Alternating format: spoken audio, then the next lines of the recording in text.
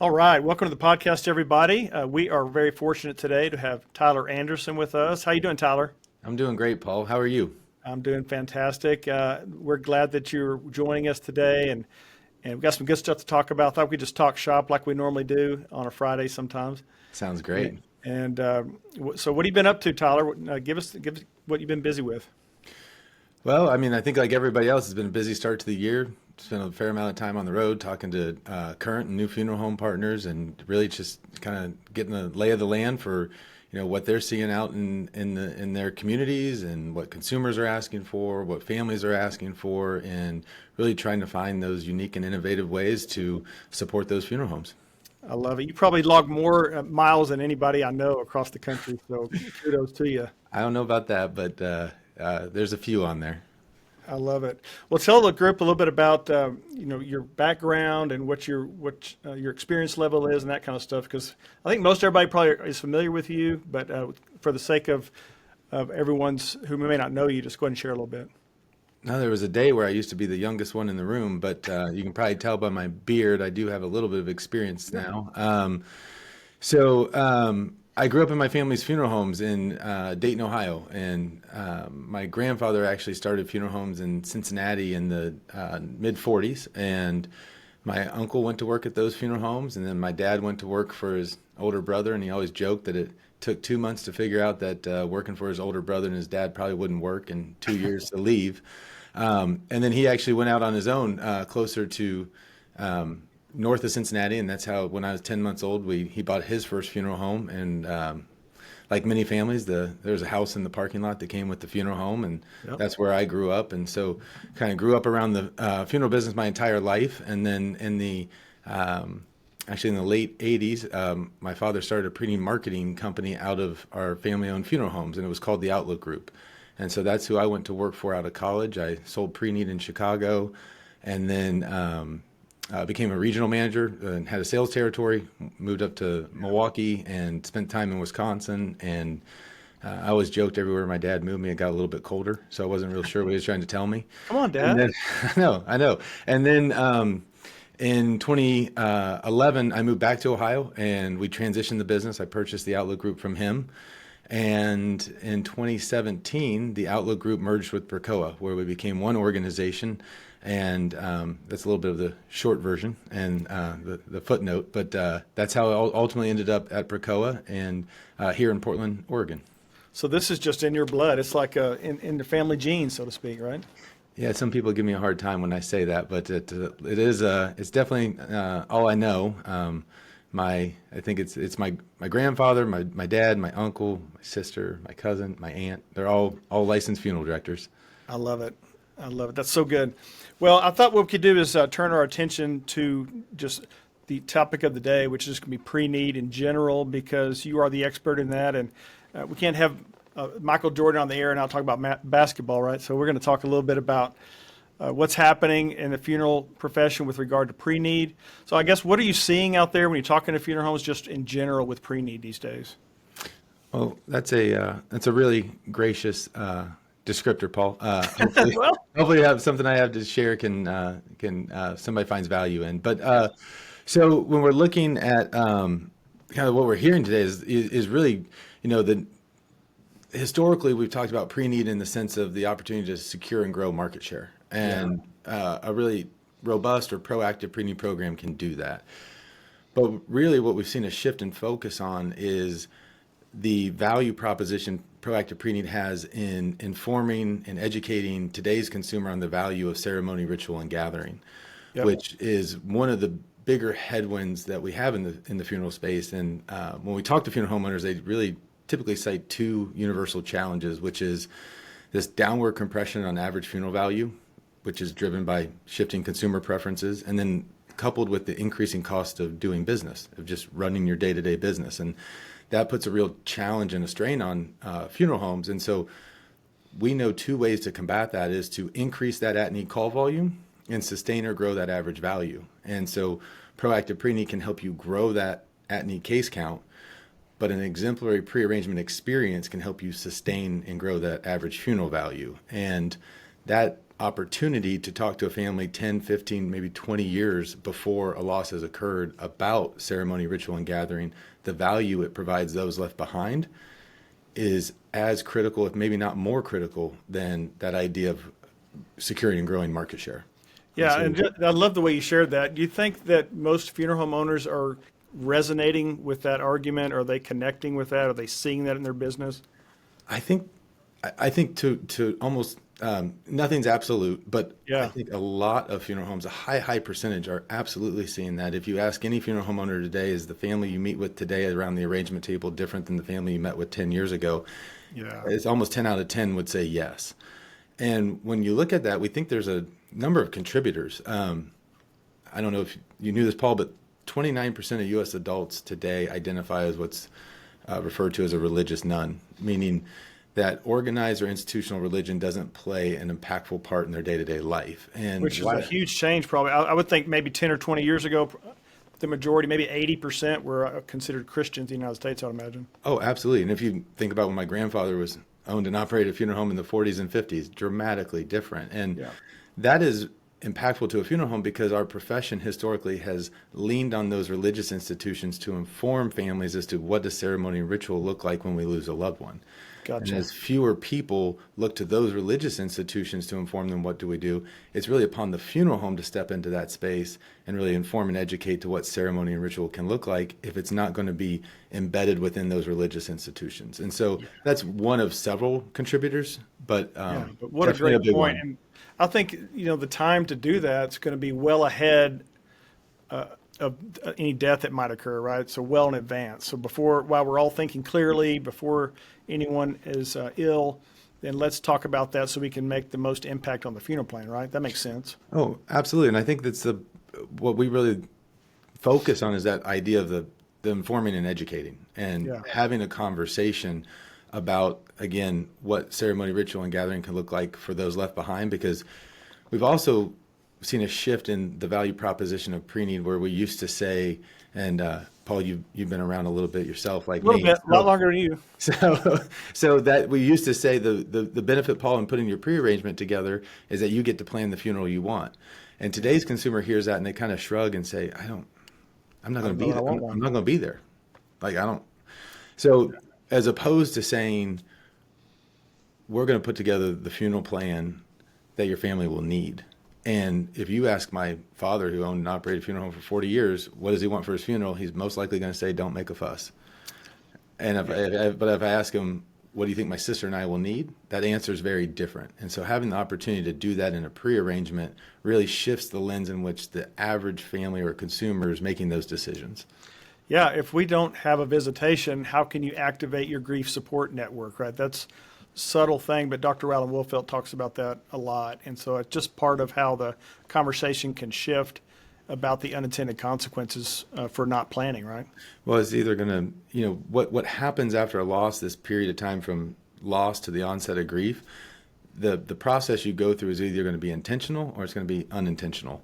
And what we truly believe in is giving families the opportunity to put the intentional plan in place that allows those left behind to take that really important first meaningful step towards healing. And that's what we think the power of pre-arrangement is. And I do want to note that I'm not saying pre-funding. That's an important component of it. And we think there's a lot of value to families to having the dollars set aside so that their family doesn't have to worry about that. It's not a concern at a really difficult time. But what we know with absolutely is putting a plan in place is incredibly important. And if the family can or elects to fund in advance, that's great. It's an added benefit. But first focusing on the opportunity to sit at the table and get the plan in place. Yeah, it's interesting because so many people believe pre-planning is a good idea, yet in actuality, so few people actually do so. And so that's just a big disconnect. We saw a statistic once where it was something like, I'll probably get this wrong, so if you fact check me, you can let me know. But I think it was something like over 70% of individuals in America, when asked, would say that pre-planning is a good idea. And something under 25% of those same individuals actually plan to do it. And so the question behind the question is why is that disconnect there? Why are they not acting on that? And I would just pretend that no one's really asked them and no one's really ever explained the value of the process. So that would explain it. Well, you've seen this when you if you partner with a new funeral home in a community that really hasn't had pre-need marketed or advertised as an option. Those early response rates to any type of marketing or the number of hand raises of individuals who say, I want more information, Yes. is significant. And that always is an affirmation that this is a consumer demand, but oftentimes the average consumer just doesn't know what role the funeral home plays in providing that information. And so they don't really know where to go. And that's when you leave them to go to other sources aside from the funeral home. You know what I think they want? You know what I think consumers want? I think they want clarity. They want clarity, and if you can have someone guide them through that confusing process, then you're going to gain their trust and gain their respect, and hopefully gain them their for the future. I agree. I think clarity is a key component to it. I think they want a frictionless experience where they can get information, where it's an omni-channel approach, where they can find that information online. They could start a planning process online. They could pivot that to an in-person appointment, and every touch point along that consumer journey kind of gets picked up seamlessly. I always reference this experience that when we moved a number of years ago from Ohio to Oregon, and I was coming home one day, and there were a number of boxes on the front porch from Target. I don't know if you've ever had that experience. But, Amazon. But yeah, right. Yeah, my wife wasn't home, and I called her just to see what she was doing, and she was at Target. And I said, well, what are you doing at Target? There's all these boxes here. And she said, well, those are the things I know I need. There's other things I got to go see and I got to look at. So basically she was saying, like, there's things I got to go in person is how I make that purchase. And so Target didn't go all online or all offline. They gave the experience that she wanted, where these are the things that I can have a seamless online purchasing experience, and then I can have a dynamic in-person shopping experience for the things that I think I want, but I'm not exactly sure. And I think that's in a way, there's a parallel there, I think, to what the consumer wants when they're seeking information about putting a plan in place for a funeral home, or they're trying to select a funeral home. Yeah, 100%. I mean, those buying habits that they're realizing today that you just described, they're not going to change when they go to the funeral purchasing experience. Hopefully a long time from now. But when that does happen, they're going to expect a similar interaction with the funeral home, right? And if they don't get it, they'll be disappointed. Yeah, I think there's some of those underlying fundamentals of, frictionless, information's readily available. I think you said that really well. Clarity. Yeah. Those things I think we all are looking, regardless of what we're seeking. I think those are kind of underlying fundamentals to the experience. I'm thinking about convenience, because who doesn't want things that are convenient, right? There's value in convenience. Well, I think that's where you actually find the rise in direct disposition is the perceived convenience, perceived simplicity. And if we're not, again, out in front of a family informing and educating, then those are the data points you default to. Perceived simplicity and convenience and price. Yeah. And that's all you're comparing on. That's good stuff, Tyler. Let's change gears just a little bit to put maybe ourselves in the shoes of the funeral homes that might be listening, funeral directors that might be listening. So I know from my experience, some funeral homes have a pre-need program because they have to, or they feel like they need to. And they don't necessarily want to, or don't necessarily envision. This is not everybody, because we have some folks that have a very successful pre-need, and that's a major asset to their business. But so where I'm going with this is, what do you think some of the benefits are of pre-need to the funeral home that they may not realize? Does that make sense? Yeah, I think it does. I think those benefits are, first and foremost, I think if you talk to any funeral home owner, their first objective and their desire and what they really want to be is of service to the individuals within their community. Right. And I would submit that an active pre-need program is a service to the community. Like we were just talking about, the number of individuals who actually raise their hand when they get some clarity as to where could I get this information. Oh, I can get that from my family-owned funeral home. I can get that from the local funeral home.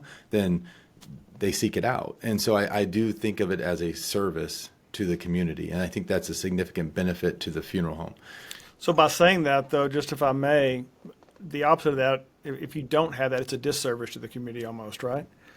It could be. I think it certainly could be, and I think there could be people out in the community who are looking for that information, and I would even frame it as like unrealized potential or missed opportunity, because every funeral home is trying to position themselves as a trusted source of information, guidance, stewardship.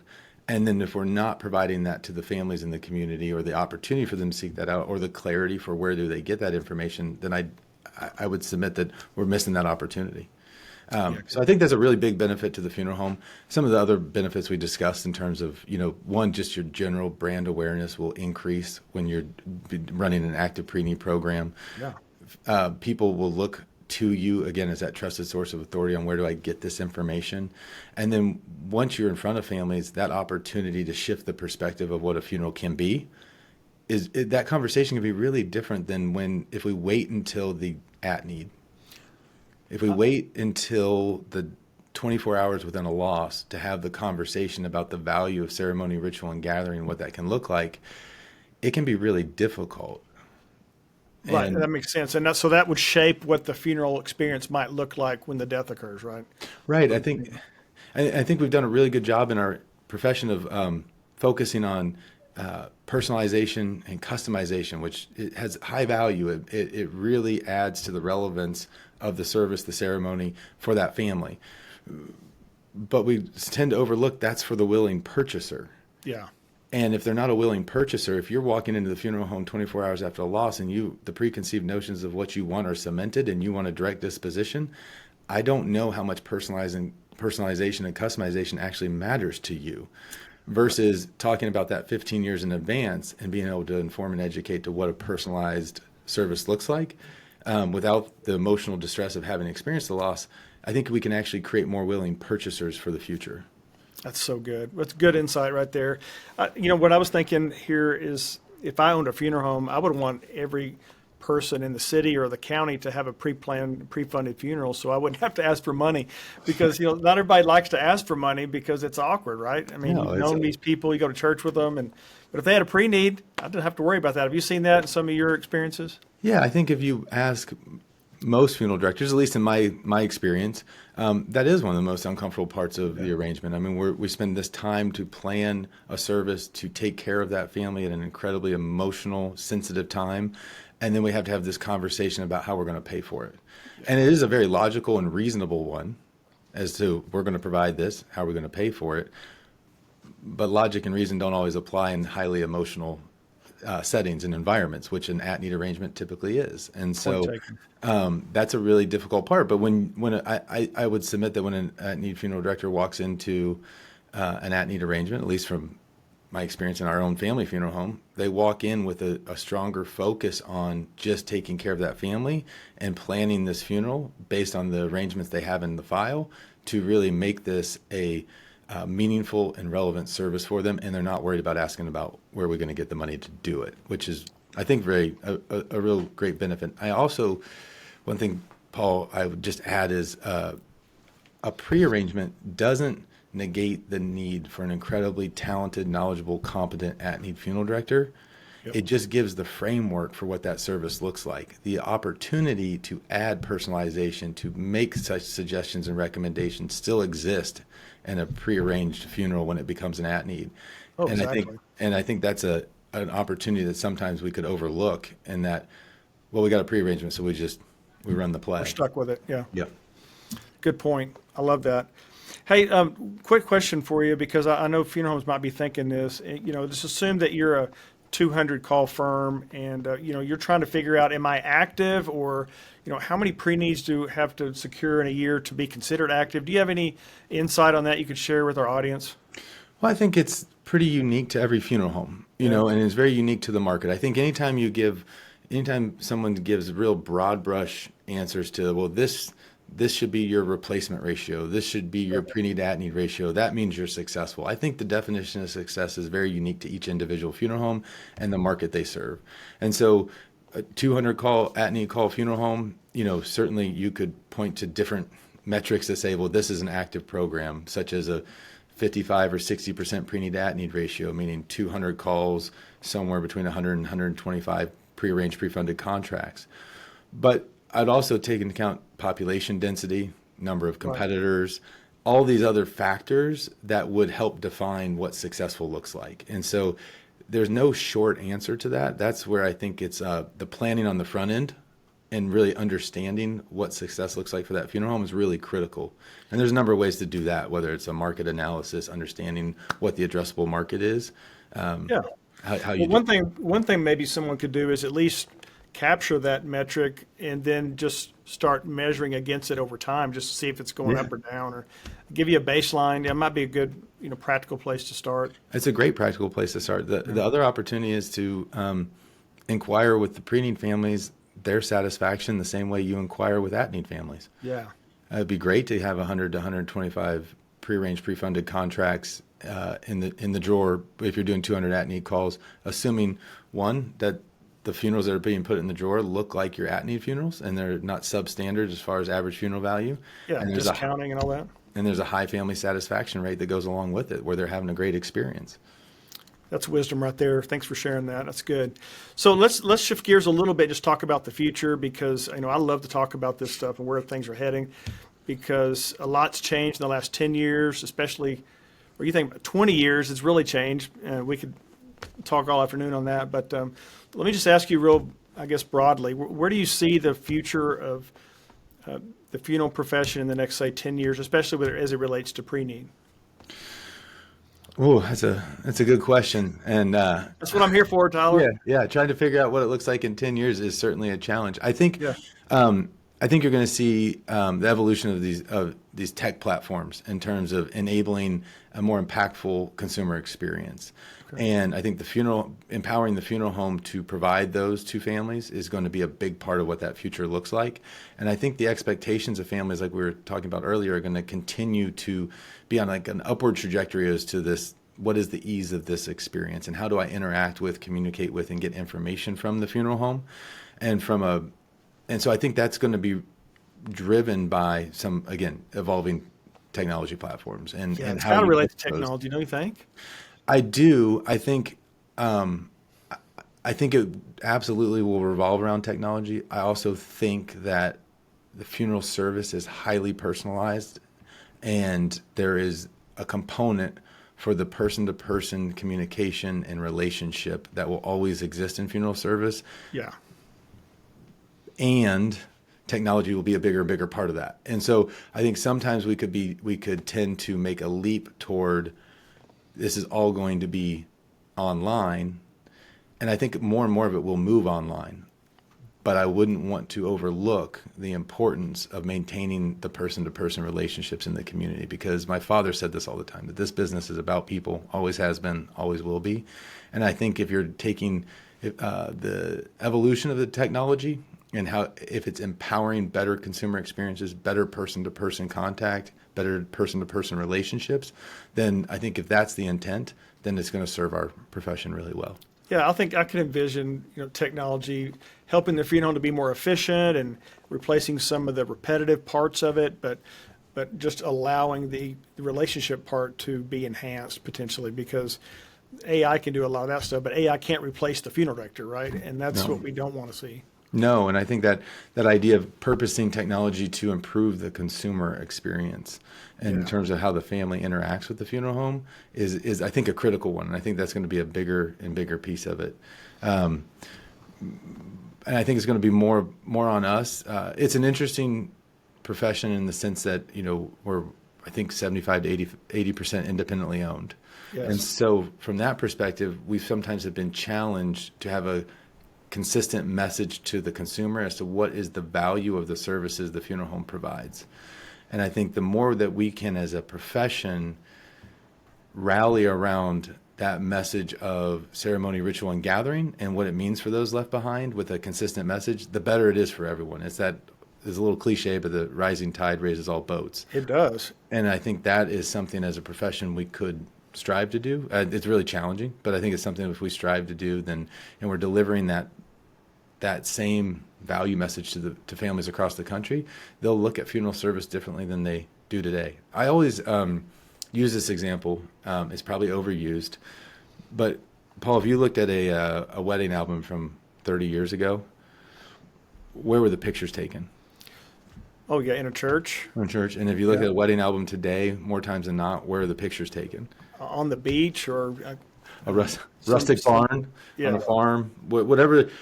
And 30 years ago, a priest, a preacher, married the couple. Today, a lot of times you see an ordained minister who's the best friend, someone very important to them in their life, contributed to their life in a very meaningful way.